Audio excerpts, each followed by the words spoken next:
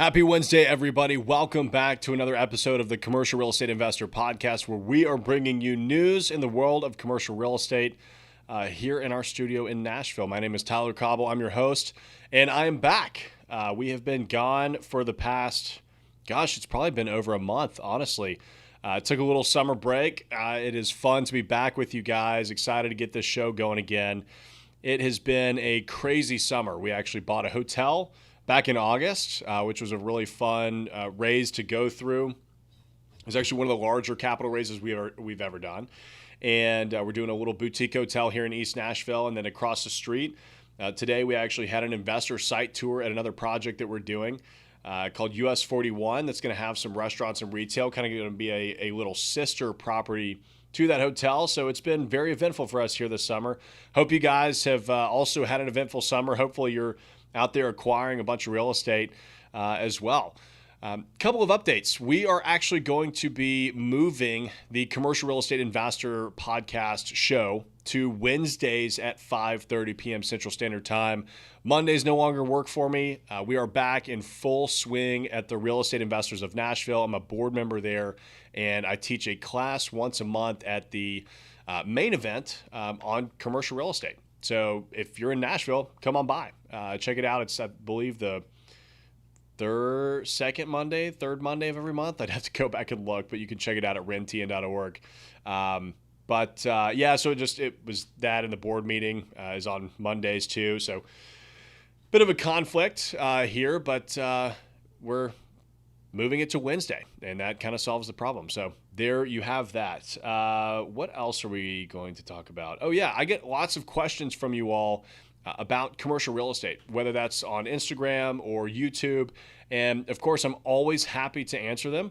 But it'd be great if y'all could just jump into these live streams and ask away, because if you have a question about commercial real estate, there's a great chance that somebody else has that exact same question. And I would love to just have a conversation with you here on the show. That's exactly what this is intended to do. But let's go ahead and dive on into the Nashville market. So let's see here. Quite a bit of news coming out of Nashville this summer, of course. But look at this. Tennessean Market Spotlight. Lebanon features history, huge fair, and hot track. This week, we focus on the zip code 37087 in Lebanon, which is the county seat of Wilson County. It's about 25 miles east of downtown Nashville. If you're new to Middle Tennessee, it's pronounced Lebanon. Yeah, it's funny. You can always tell who's from Nashville and who's not by how they pronounce Lebanon. If you're not from here, you look at that and you read it as Lebanon. There's also a city in Middle Tennessee called Mount Juliet, and if you're not from here, it gets pronounced Mount Juliet. So that's a little snippet there from how natives can kind of tell who is from here and who is not. Lebanon's a very interesting town. It was growing really fast, actually, because it's basically 45 minutes outside of Nashville. It was growing really fast until Mount Juliet came online. Really, I'd say within really this cycle is when Mount Juliet started taking off. They built a whole bunch of shopping centers and stuff like that. And now Mount Juliet is this big place. It used to be kind of just a drive-through. And now there you have it. Let's see. Features of this Nashville suburb. You've got Cedars of Lebanon State Park, museums such as Fiddler's Grove and Wilson County Veterans Museum, the Nashville Super Speedway, which is always a super popular event to go to, and Cumberland University, which is a little four-year liberal arts college. Lebanon's pretty cool. It's growing fast, and it's just a beautiful part of Middle Tennessee, really.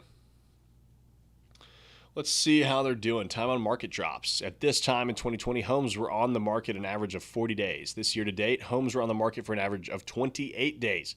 Current inventory is 133 homes. Obviously, Lebanon's not huge, so 133 homes is not many, but that's a decent amount.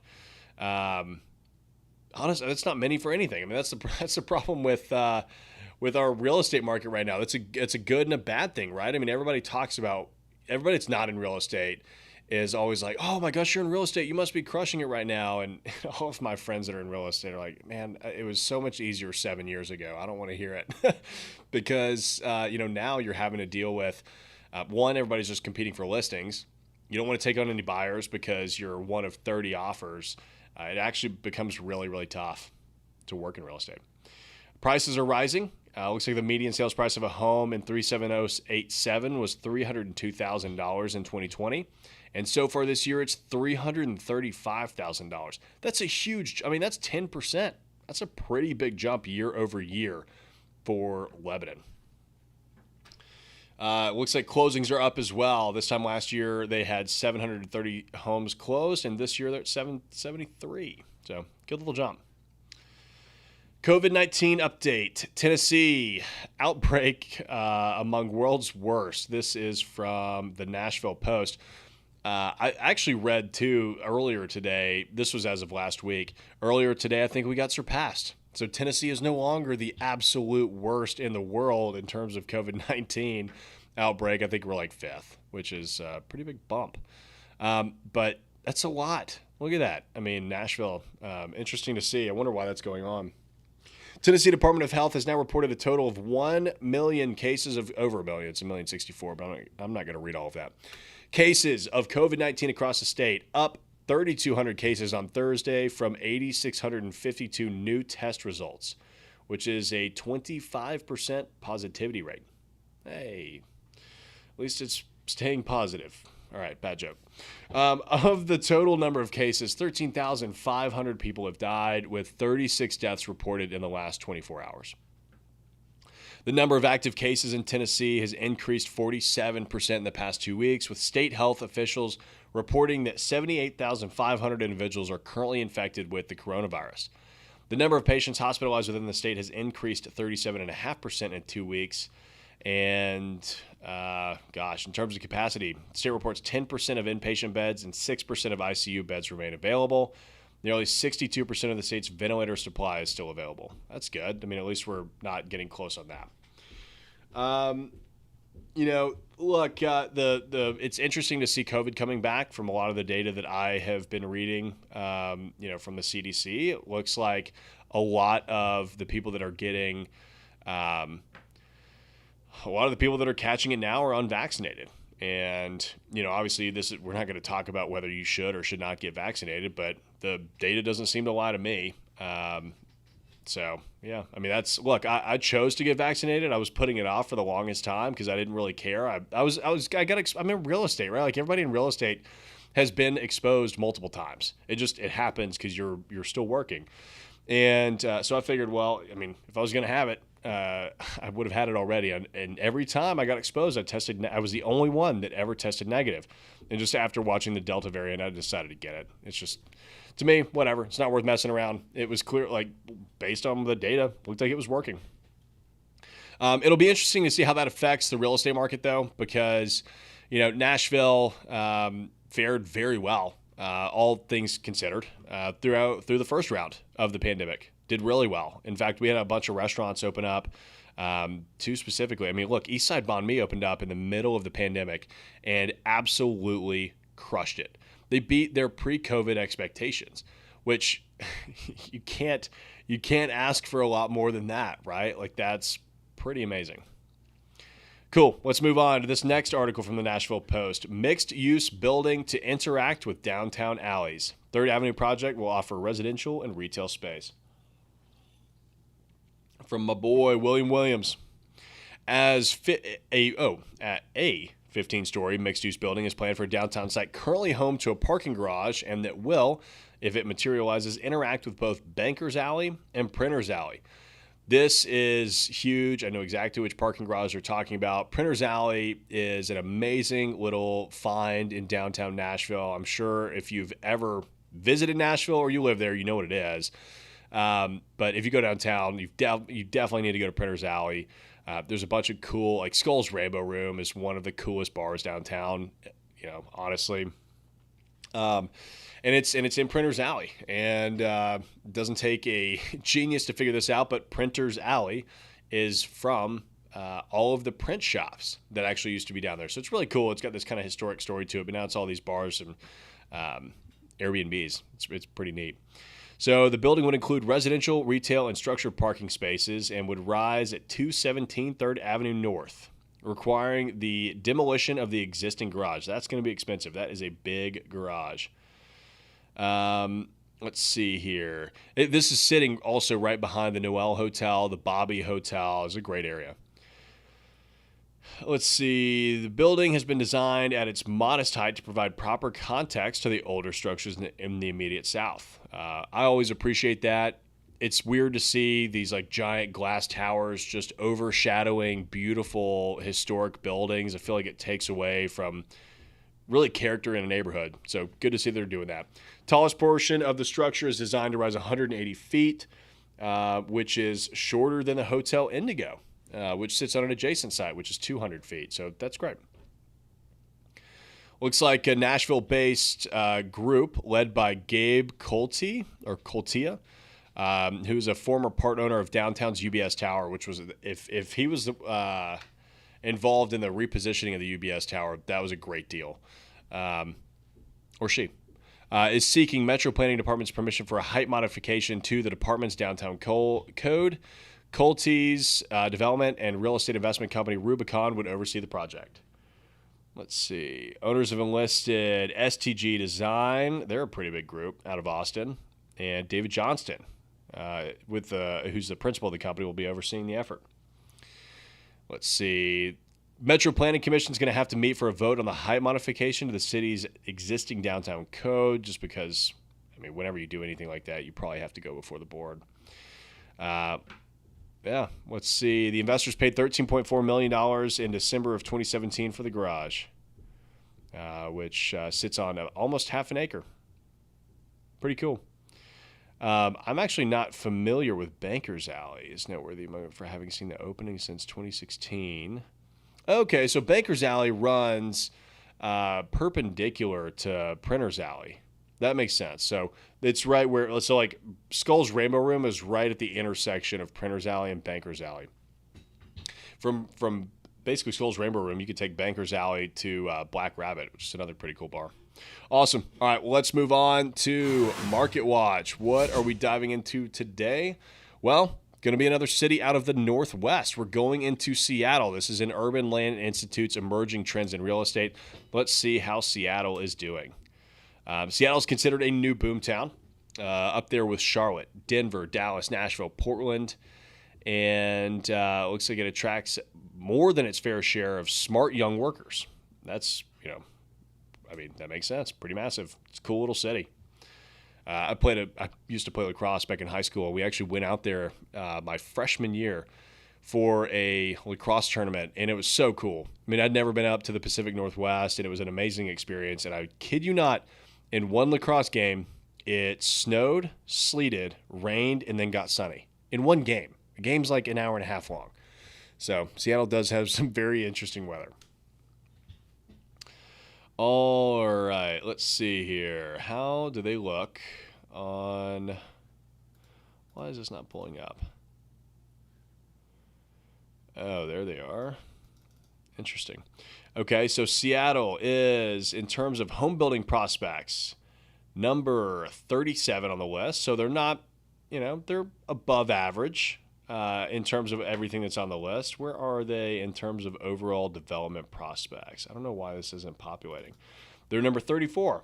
Okay, so I would say that Seattle's probably a middle-of-the-road market, right? I mean, they're not absolutely crushing it, but they're, a pretty good market to be investing in right now. Let's see. Just so you know, so Seattle is considered a magnet city, which is, or the major group is the magnets. It's in the 18-hour cities, which obviously Nashville is in. An 18-hour city is a city that, not quite a 24-hour city, but close, right? You can also throw in Austin, Charlotte, Denver, Minneapolis, Portland, Oregon, Raleigh, Durham, all of those kinds of cities in there with it. Cool. Let's see why Seattle is doing well or not doing well. This is an article from the Seattle Times. Seattle's housing frenzy cools a bit, but it's still incredible. See what's happening near you. So as Craig Anderson started shopping for a new home earlier this year, what he saw was just incredible. Homes sold for $100,000 to $150,000 over the list price. Wow. Yeah, that sounds like Nashville. He lost out on two houses offering a mere $50,000 to $60,000 over the list price. I mean, come on, man. He should have known better than that. That's crazy. I'm so glad I don't have to deal with that. I mean, could you imagine? I know a lot of y'all are in residential real estate, and I don't know how y'all are dealing with that right now. Please jump in one of these one day. I would love to have a conversation with somebody and just hear what is going on in the residential world, because things are crazy in commercial, but it is nowhere near what it is in residential. Let's see. Looks like he wasn't willing to play that game, took a break, and that pause paid off when he tried again in July. He said he quickly secured a mid-century modern home in South Everett for just $50 over its $599, $950 asking price. I feel like in this market, I got a good deal. Seattle area housing market has officially entered a summer slowdown. Well, we're entering into the fall, so of course, buyers feel like they can be a little more choosy at this point.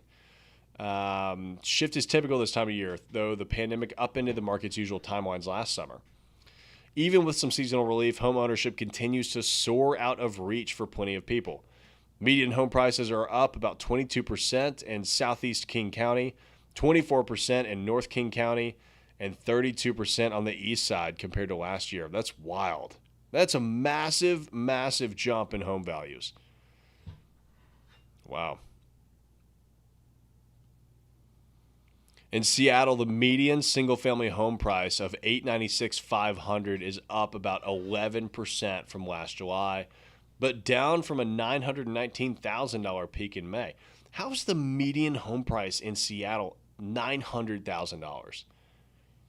That's wild. I mean, that's like 2.5 times the median price of Nashville. And everybody here in Nashville is thinking they're not getting a good deal. I mean, come on. If your median household is $900,000 and you're able to buy one for $600, that's a pretty good deal. That's 2/3 the median household.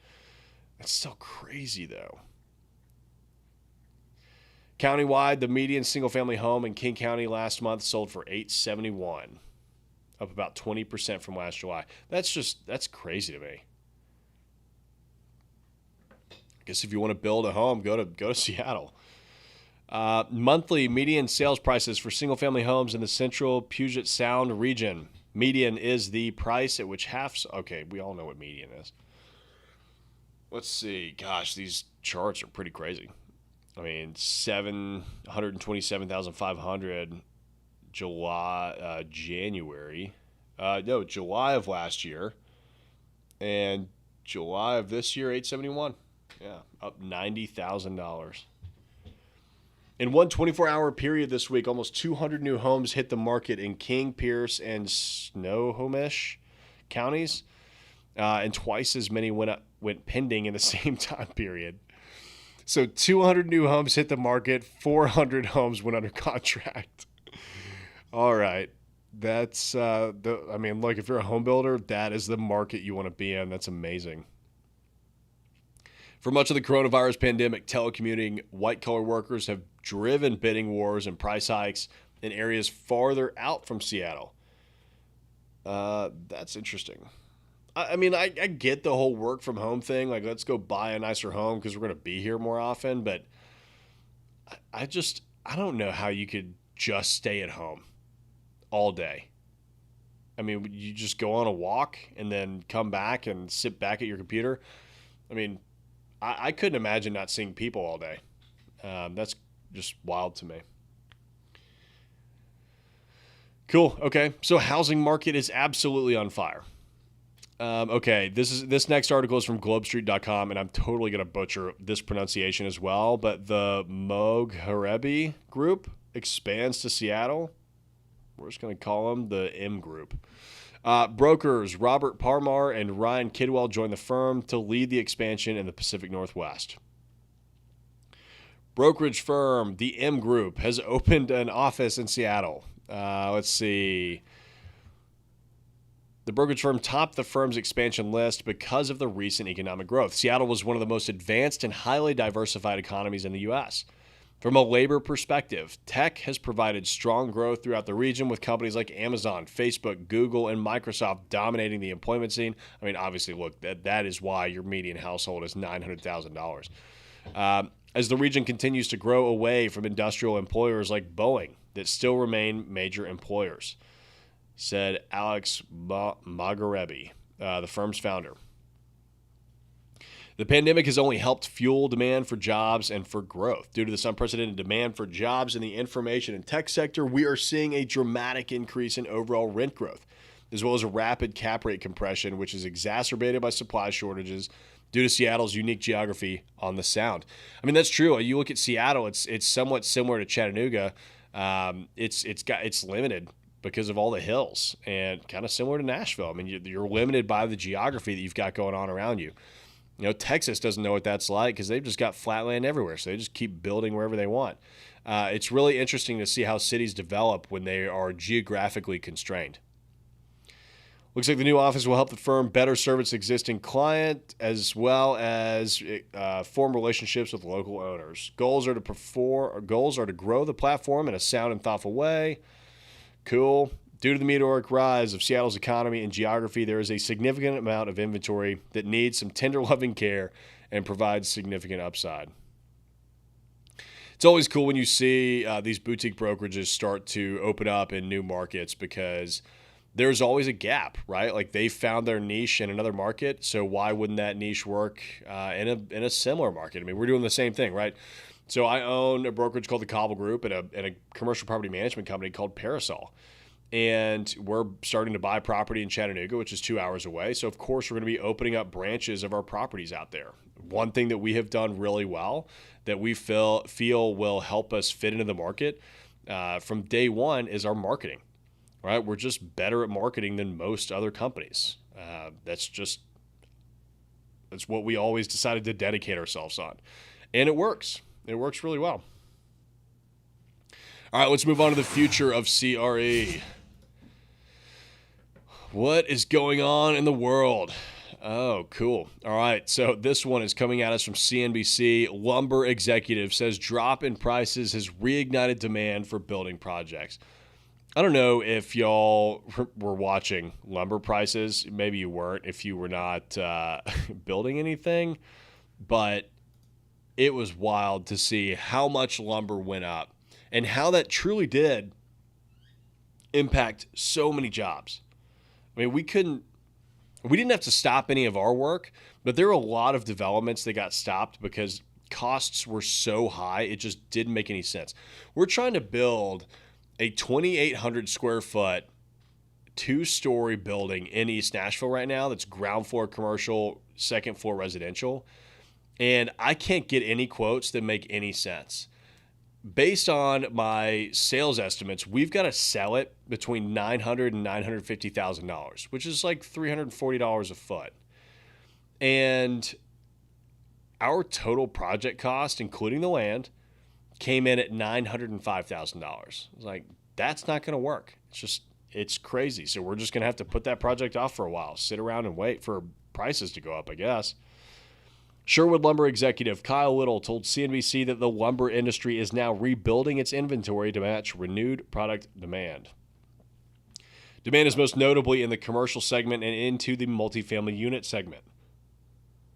Little said lumber prices make absolute sense after the industry's recovery from pandemic-driven sell-offs, fortunately not panic-driven, in the first and second quarters of 2020.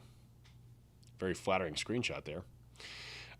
Looks like the recent slide in lumber prices has rekindled demand after a massive run-up earlier this year. Yeah, I mean, it was wild. I think at one point it got up to 300% increase.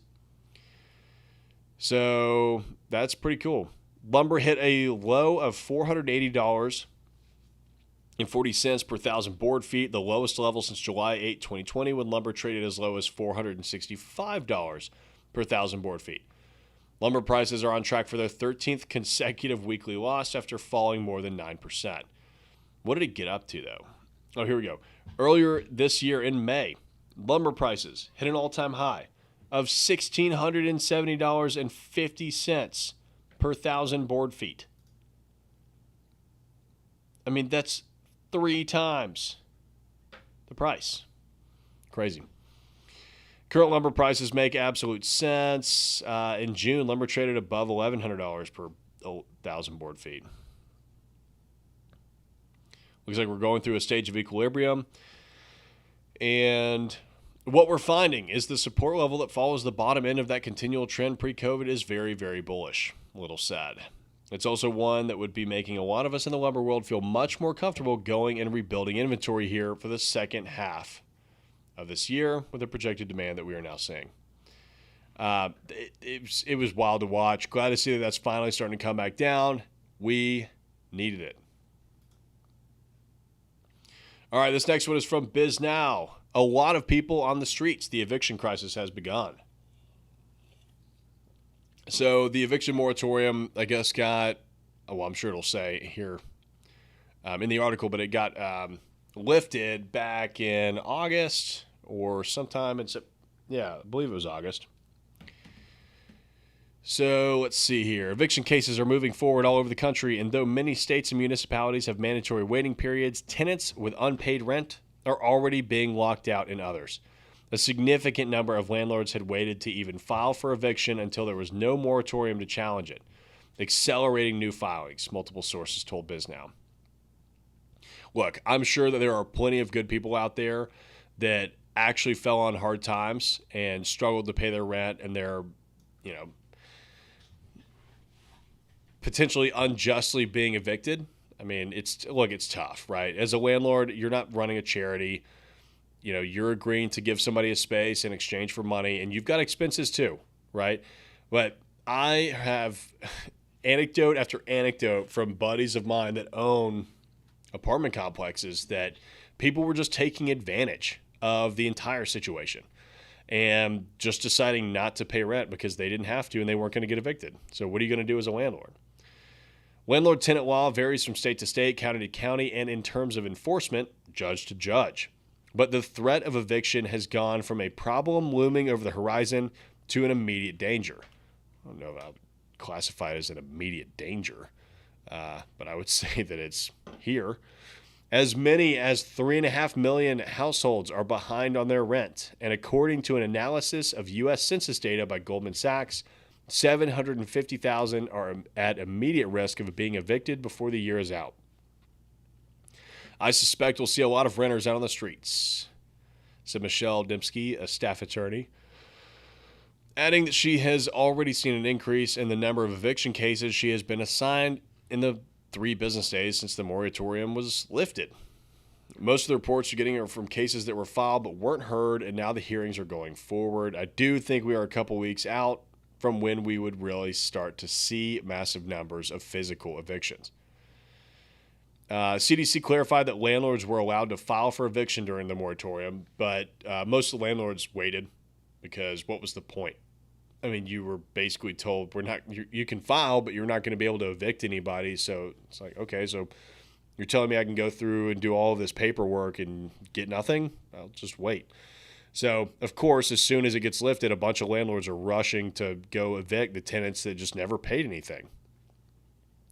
Larger landlords were more likely to wait until now, in part because it is more efficient to serve notices in bulk without worrying about having many cases tied up at once.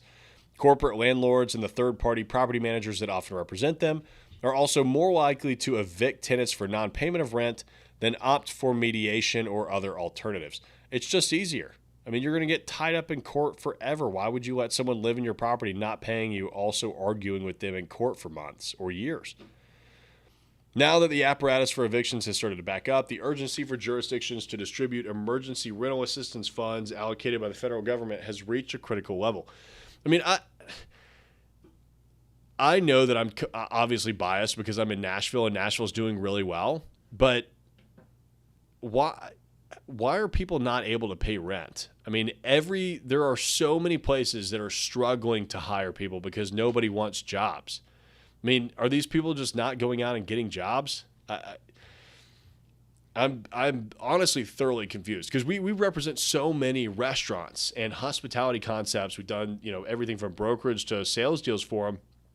And every time I talk to them, it's like, this restaurant that typically is supposed to have 4 cooks on their line only had 1 last night. And, they almost had to shut the restaurant down and they can't get people to show up for work. And, everybody's leaving and, I get it. Like you could argue, the $15 an hour thing or increasing minimum wage or whatever, But if you're paying a fair wage and also still not able to get anybody to work, then that says something to me. So I don't know. Really, it's interesting. I don't know why it's happening. I would like to know.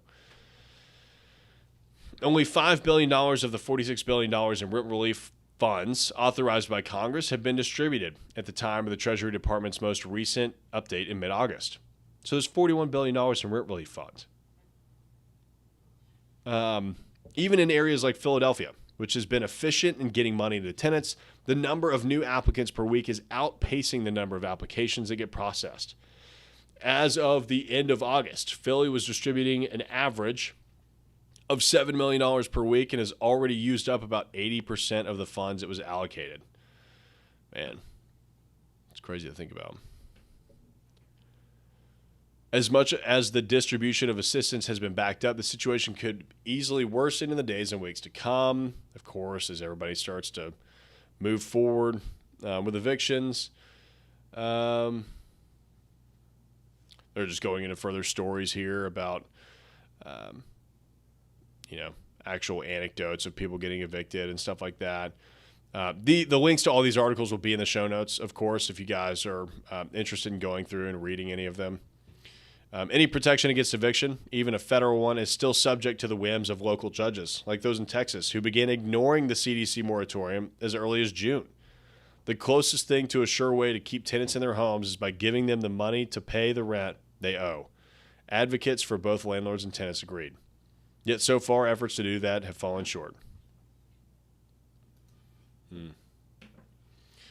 All right, this one is from globestreet.com. Up to 8 million apartment new lease signings. Up to 8 million apartment. Gosh, they didn't really word this right. Up to 8 million new apartment lease signings expected in next 6 months. Sorry, I'm tripping over that one because it was not in the right order. Key factors driving desire to move include more space, 35%, and upgrading to a nicer place, 33%. With peak Delta variant cases soon to hit this month, everybody's talking about Delta variant. It'll be interesting to see what comes of that. Followed by a likely retreat, apartment renters appear poised more than usual to get out and move. The internet listing service apartments.com is forecasting up to 8 million new leases to be signed in the next 6 months, as 53% of renters surveyed plan to move before spring. The survey is based on 20,000 respondents who have set up online search accounts, who submitted leads to apartment communities in the past 2 years. Change in visits to physical locations as tracked by Google from April 1, 2020 to August 15, 2021 saw a 35% increase in persons going to retail and recreation, a 41% spike in using transit, and 38% increase in being at the workplace. I mean, people are just comfortable being back out. Pandemic held back renters from moving for various reasons, such as financial concerns. That was a big one for most people, 57%. No available apartments that fit their needs, 46%. So when you think about that, nobody's moving. Then you have less availability to go look at stuff. Mental health worries was 37%. That's not surprising, considering how just detrimental it was. Let's see, 44% of renters now say the country opening up and increasing vaccination numbers are factors impacting their likelihood to move in the next year.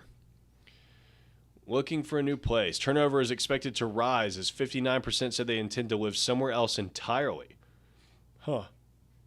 That's pretty interesting. I mean, that makes sense, right? Like, if you've been locked up in one place for a whole year, you're probably a little tired of it.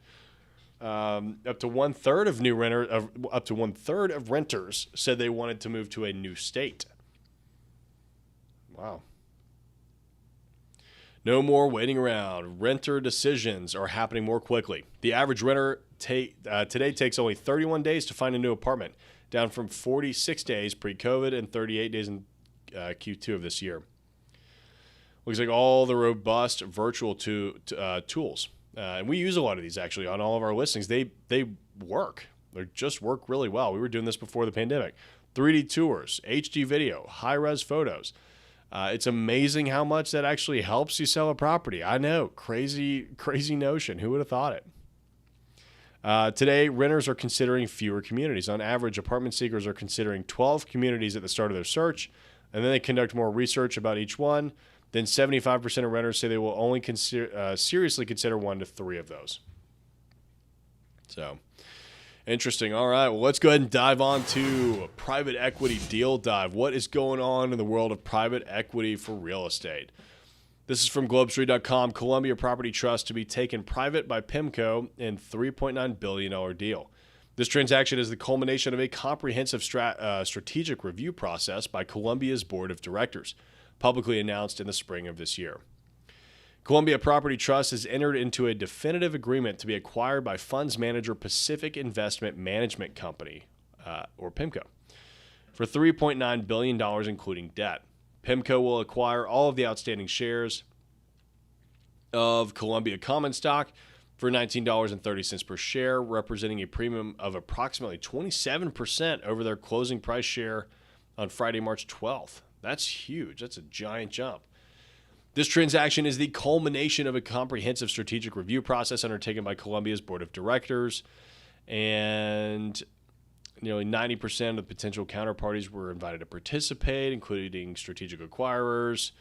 Let's see. An office REIT, Columbia's portfolio consists of 15 properties with more than 6 million rentable square feet. Looks like they only go for giant assets, as well as 4 properties under development. It also has more than 8 million square feet under management for private investors and third parties. The office asset class is in a state of flux at the moment, and from March of 2021 to September 3rd, the high barrier office sector traded down 5%. However, signs are growing that sales will improve in the second half of the year. It'll be interesting to see. I mean, look, everybody's talking about office taking a hit again as Delta variant increases, but office, I mean, depending on what you had, I mean, really, it's like CBD office. If you have an office building in the downtown core, that's what really took a hit. Neighborhood office did just fine. My office building, everybody, I mean, I saw everybody here just about every day. 28,000 feet. We've got 16 tenants. Probably 30 to 40 people on site at any given time. We actually lived through it and saw what other businesses were doing, and we're not in the core. We continue to believe that high-quality office buildings in major U.S. cities offer long-term value for our clients, and Columbia has assembled a modernized, well-located portfolio of assets that we expect will perform well in the years ahead. Transaction is expected to close possibly by the end of the year. Of course, Columbia's shareholders have to approve, and there will be some other conditions. Looks like Columbia's common stock will not be listed on the New York Stock Exchange anymore as part of this deal. Awesome. All right, well, let's dive into PROPTECH. This is from Construction Dive. Autonomous technologies can help alleviate the labor shortage. Robots, machinery, and software promise to aid with skilled labor shortage, or at the very least, free up managers and others' work time so they can focus on more important tasks. That's been a massive problem during the crisis. Just tough finding skilled labor to show up to jobs. In the next 3 decades, as many as 2.7 million construction jobs could be automated, according to a report from the Midwest Economic Policy Institute, that could result in $30 billion in reduced labor costs in 2020 dollars.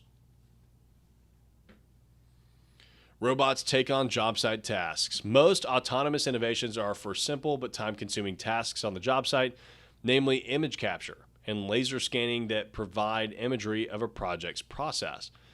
That's pretty cool. Maybe one day we'll have laser surveying from some sort of satellite, and I won't have to wait 6 weeks to get a survey every time we put a property under contract. It's crazy. I mean, there's no, I almost want to just like go to surveying school and figure out how to do it up myself, because you cannot get anybody to show up faster. I mean, they're busy, which is good. Good for them. Boston Dynamics is continuing to market its autonomous tech to contractors. Of course, they're the ones with the robot dogs. Looks like it's Spot, the robot dog, patrols job sites autonomously, following along pre-planned routes to take image captures. That is very dystopian and also very cool. A human may only get to this task a few times a week, but the robo-dog can walk the site at any time. Also, the technology allows construction site managers and others to continue working on other assignments or tasks. Anything you can do to free people up from the things that they shouldn't be doing that's the least value, absolutely. Boston-based Windover Construction created a solution with software developer RCML to implement a solution on an existing robot. The two-tracked robot is able to move around job sites to perform laser scans and make drawings of a site with precise accuracy. Both jobs that require a lot of time and effort if done by a person.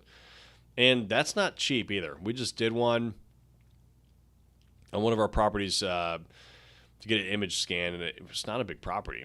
And it was like $10,000. It's not, that stuff's not cheap.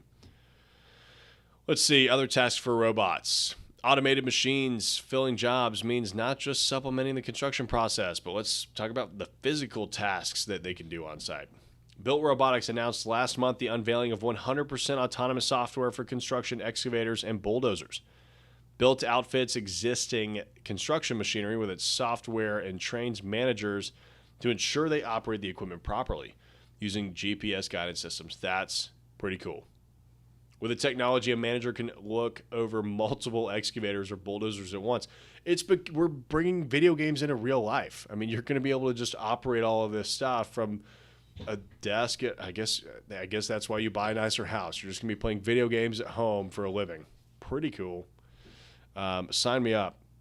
It's funny. I mean, who didn't want to be a professional gamer back when they were in high school?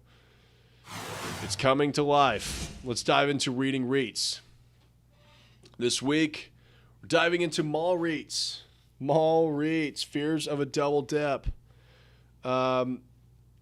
If you've been hiding, oh wow, that zoomed in a lot. If you've been in a hole for the last 10 years, you probably have no idea that malls are getting crushed, as they should be. They refused to adapt and become anything else. So cool. I love seeing them get redeveloped and renovated. It's a lot of fun to watch, and they also can become these amazing projects. It just takes a little bit of effort and, some ideas. This is from SeekingAlpha.com. Glimmers of hope are beginning to emerge for the battered mall REIT sector, which has soared 50% this year on signs of stabilizing in occupancy rates and normalizing rent collection. That's actually great. That's literally the opposite of what I was just saying. Net operating income surged more than 40% in Q2, albeit from easy comps, driven by a recovery in rent collection to 94%. Okay, well, Simon significantly boosted its full-year outlook. Despite the rebound, full-year FFO will remain 20 to 50% below pre-pandemic levels across the sector. Okay, never mind. There we go. That's exactly what we were waiting for. Downward pressure on releasing rental rates suggests that it is still too soon to call the bottom. Hopes dashed. High-frequency activity data suggests that economic reopenings have stalled and even reversed in some areas amid a resurgence in COVID cases and hospitalizations across the globe. Despite seemingly reasonable valuations, risks remain skewed to the downside. Outside of Simon, the balance of the mall sector, particularly the three recently bankrupt REITs, cannot survive a double dip. Simon, if you're not familiar with them, is the largest property group, mall owner in the country, I believe. Maybe bigger. Let's look at, there we go. Looks like, their market cap is $42 billion. It looks like number 2 on this list is $3.2 billion. So they're the biggest by a lot. Okay, rent collection. Rent collection is up pretty significantly. It looks like, some of these were down anywhere from 72 to 33% rent collection back in the second quarter of 2020. Imagine that. Gosh, only collecting 33% of your rent? That's rough. Now they're up from anywhere from 99 to 90% rent collection. So that's great. They're back to collecting rents. Let's see here. Same-store NOI growth by property sector is growing pretty well. It's up 11.5% for malls. And before the last time, like this was in Q1 of 2021 and Q2 of 2021. The quarter before was down 26%. That's interesting.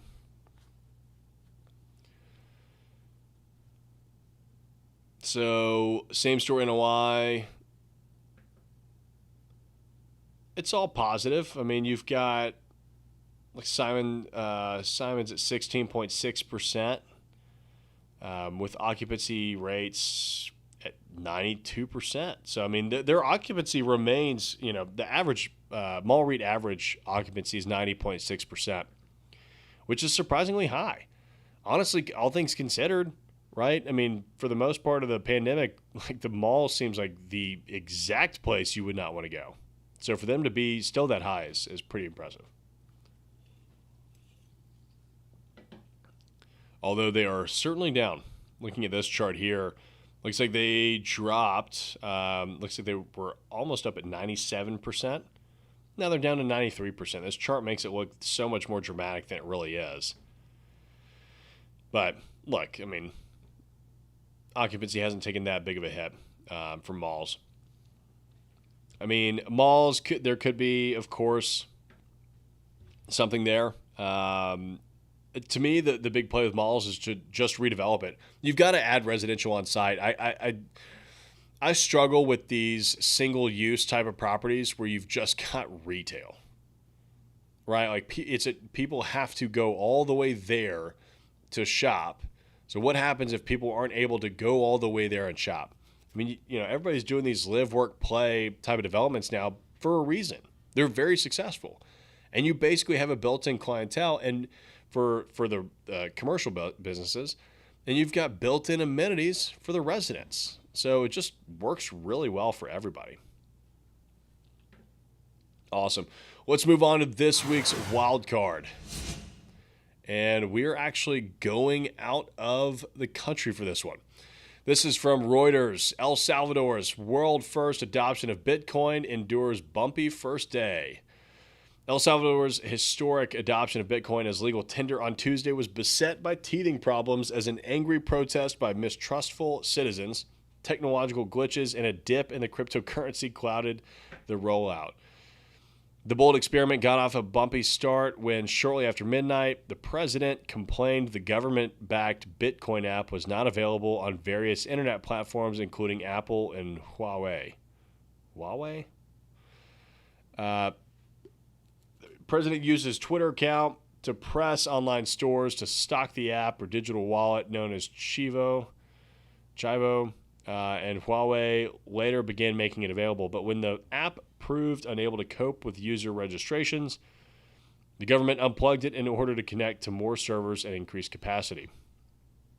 Interesting. So looks like El Salvador is taking a pretty big step into the new world of currency. Bitcoin has been really interesting to follow over the past year. I actually ended up investing in some of it myself. To me, it's funny money. I mean, if it takes off, great. If it doesn't, fine. It doesn't really matter either way, but I'll ride it regardless. Promising $30 of Bitcoin for each user. The Salvadoran president pushed for its adoption, saying it will help the country's citizens save $400 million a year on commissions for remittances while giving access to financial services to people with no bank account. We must break the paradigms of the past. Interesting. He seems like a very progressive president, right? I mean, to be in South America and pushing for something like that. Bukele, which is his name, is one of the most popular presidents in the Americas, but he's been accused of eroding democracy. Interesting. Opinion polls showed Salvadorans are skeptical about using Bitcoin, fearing its volatility and unsure of how it will work. Bitcoin is not a good currency. Like, I don't know how you could argue that Bitcoin is a good currency. It's so volatile in its value that you don't know. You might be able to buy a pizza one day and a Ferrari the next. Why would you take that risk of buying a pizza and using it as legal tender? Looks like there was a pretty big protest. Wow. 1,000 people held a protest in San Salvador, burning a tire and setting off fireworks in front of the Supreme Court. Why would people be so upset about that? The poorest may struggle to access the technology needed to make Bitcoin work in El Salvador, where nearly half the population has no internet access and many more only have spotty connectivity. I mean, yeah, I'd be protesting that too. Why are we paying attention to this when we've got other problems we need to focus on? Interesting. Well, there you have it. El Salvador moving towards adopting Bitcoin. Pretty cool. So there you have it for today's, whoops, pressed the wrong button. There you have it for today's Commercial Real Estate Investor podcast episode. Don't forget to jump in live Wednesdays at 5:30 p.m. Central Standard Time and ask your questions. Let's have a conversation. Until then, y'all have a good night.